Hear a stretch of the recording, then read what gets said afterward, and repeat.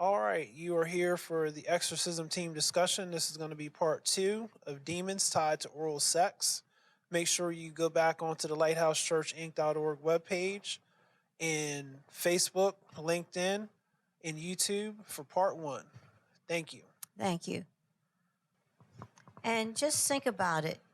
If sex is so rampant in our society, they see somebody on the street, wink at their eye, and they're in bed. I'm like, I just can't get over it.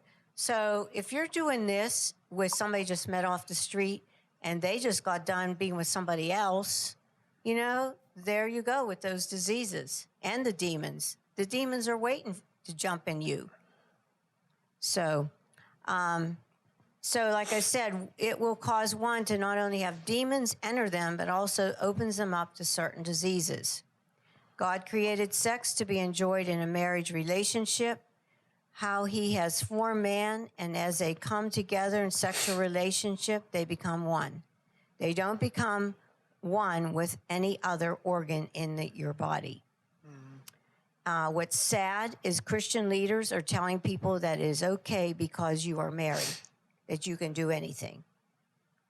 So it's like being married puts a blanket over any other type of sexual behavior that God dislikes.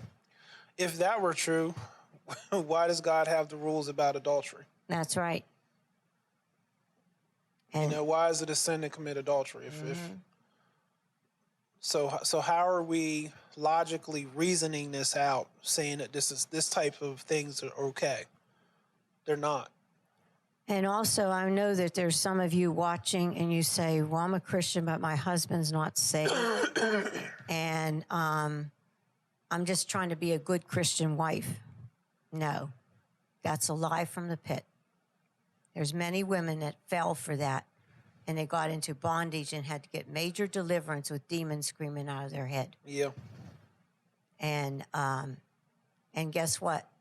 Once that was stopped in the marriage, it was found out later that that's the only reason they stayed together. Yeah. And the person, they got divorced, and then the person went on their way to find somebody else that will do that.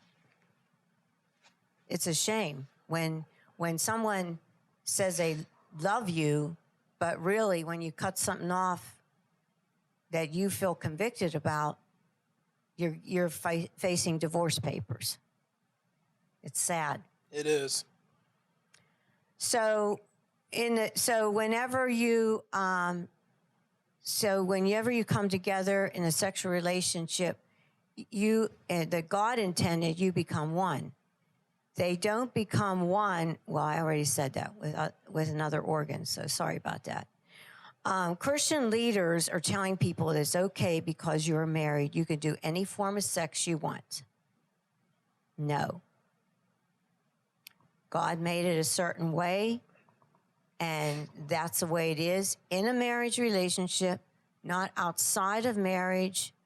And just because you're married doesn't mean you're okay to do whatever you want in your marriage bed. No, you do it the way God intended. 1 Thessalonians 4, verses 3-5 says, "For this is the will of God, your sanctification, that you abstain from sexual morality, that each one of you how to control his own body in holiness and honor, not in the passion of lust like the Gentiles who do not know God." Very good scripture. So that's what you're being. You're being like the Gentiles that don't know God. How do you think man and two men together come together? It's through oral sex or anal sex or some other type. And the same with lesbians. Hebrews 13:4 says, "Let the marriage be held in honor among all, and the marriage bed be undefiled, for God will judge the sexually immoral and adulterers." So the marriage bed he wants it undefiled. And if you're a leader and you don't agree with it, read Hebrews 13:4. Yeah, and don't make your own version of this. Yes. We've heard people say marriage is honorable among all, period, and the bed undefiled, period. And they take this to mean that they can do anything they want in their bedroom. The early church fathers did not believe this. And I want to read you something that I've pulled from Matthew Henry's online commentary about verse 4 of Hebrews chapter 13. And it says this: to purity and chastity, here you have a recommendations of God's ordinance of marriage, that it is honorable in all, and ought to be so, esteemed by all, and not denied to those whom God has not denied it. It is honorable, for God instituted it for man in paradise, knowing that it was not good for man to be alone. He married and blessed the first couple, the first parents of mankind, to direct all to look unto God in that great concern, and to marry in the Lord. Christ honored marriage with his presence and first miracle.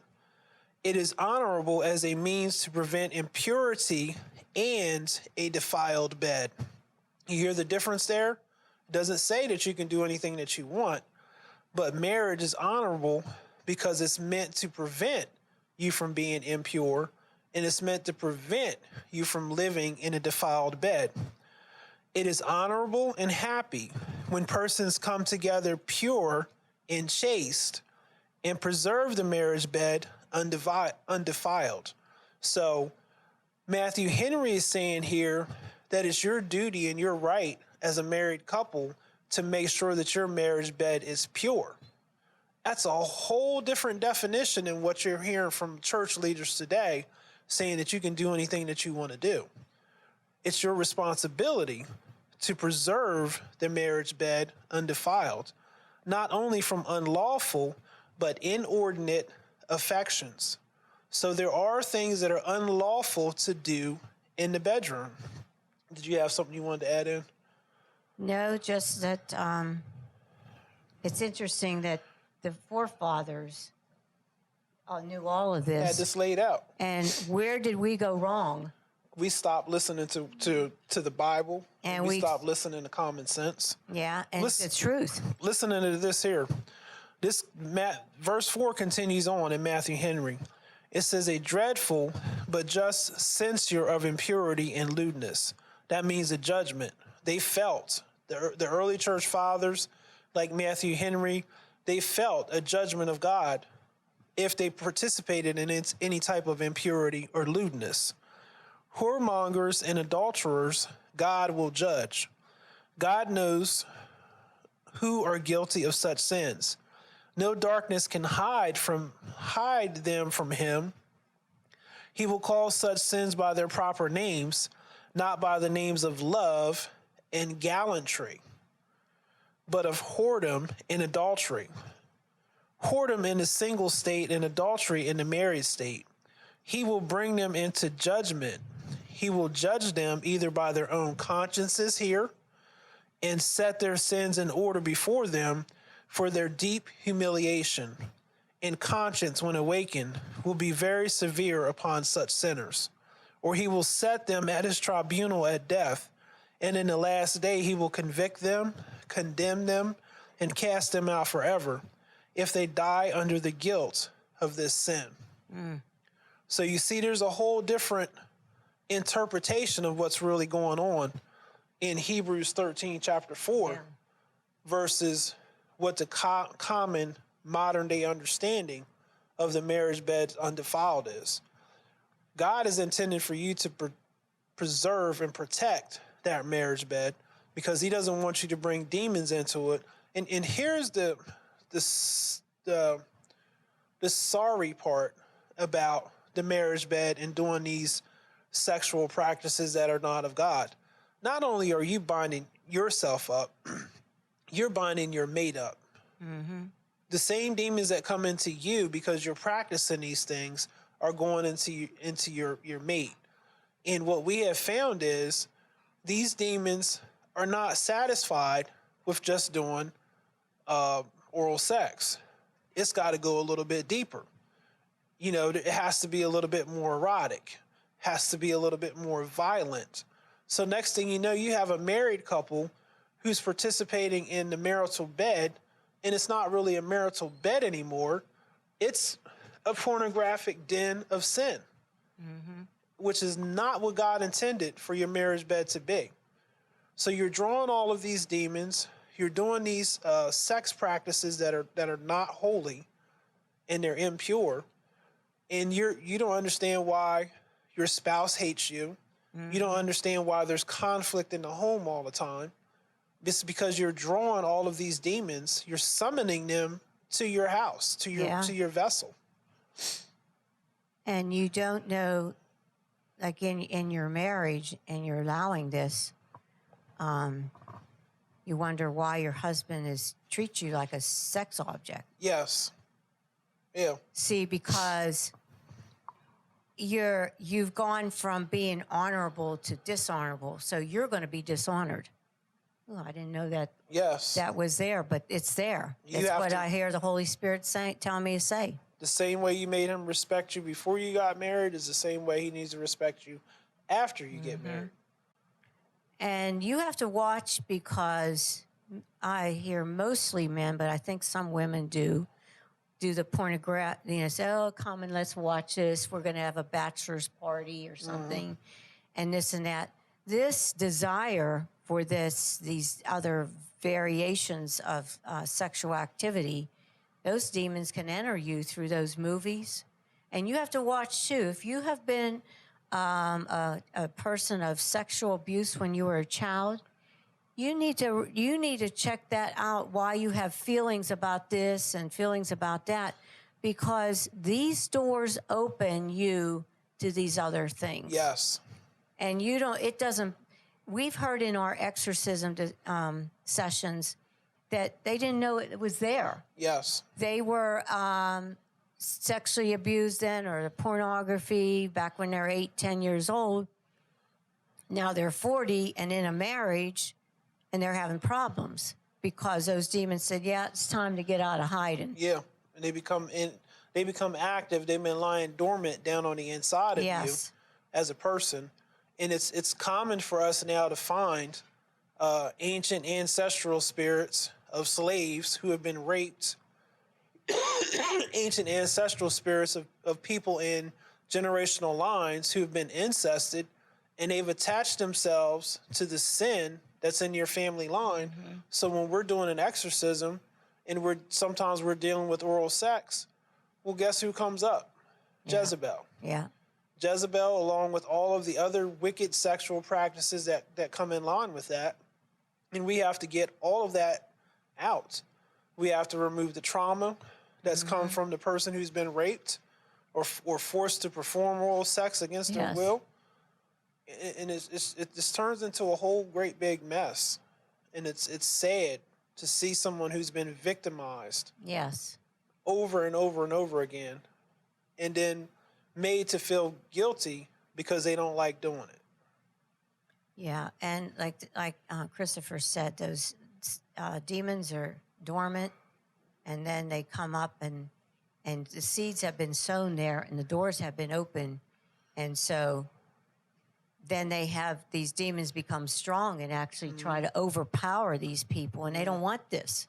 But just know that if you were in those situations when you were younger and you're battling some things right now, just know that the door was open. You need to get an exorcism or two. Yes.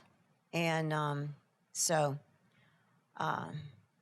and I have heard, I suspect in some things that I've heard, that some people have had some kind of something happen in their life, because when these people tell me that they heard this person say, well, I just got to have it, so they run out and take anybody.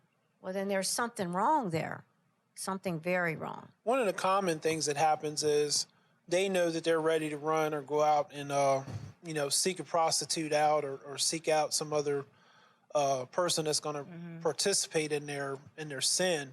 So they pick a fight with the spouse in order to say, well, look, if we wouldn't have been fighting, I wouldn't have had to leave. Yeah. I wouldn't have had to leave and go out and seek out this prostitute. So it's your fault. And they put the blame back on their spouse. It's your fault that I'm out here doing this, because if you would have just bowed and done this oral sex with me, we wouldn't be having these problems. Yeah. It's not right. And if you have done oral sex and you got some crazy thoughts in your mind and you just can't think straight, that's because these demons lodge in your mind. They really do. And I heard that from a deliverance minister. There have been a lot of cases that we've done where the person has done oral sex so much that we're literally in the spirit realm pulling penises out of their mouths. We're pulling vaginas out of their mouths, and we're having to break the soul ties from each person that they've had oral sex or done oral sex on. And it's sad because they don't even realize that these things are attaching themselves to their soul, to their spirit, to their body. And not only is it attaching themselves, it's sending signals to other people who believe the same thing. And the spirits communicate back and forth with each other. This person likes that. So next thing you know, you're walking down the street or you're in a grocery store and some old crazy perverted person is looking at you and you're like, I just want to get some oranges. And you don't understand why. It's because these spirits have attached themselves to you. You know, the crazy part is sometimes when you're dealing with people who have same-sex attraction, there's a spirit that kind of sits on that person's nose, and you can see it in the person. And it's more common in female to female to see that the homosexual demon sitting on top of them, you know, in their face. And it's because of this practice of oral sex. And when you're dealing with that, it's a strong root that has to be uprooted inside of them.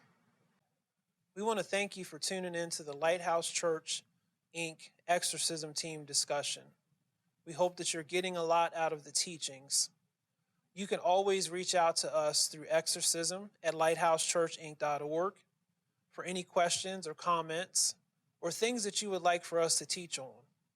You also can check out our social media pages, Facebook, LinkedIn, and YouTube. There you are going to find many, many teachings that will help you grow and help you to stay set free, but also help you to become the exorcism minister that God is calling you forth to be. Thank you, and God bless.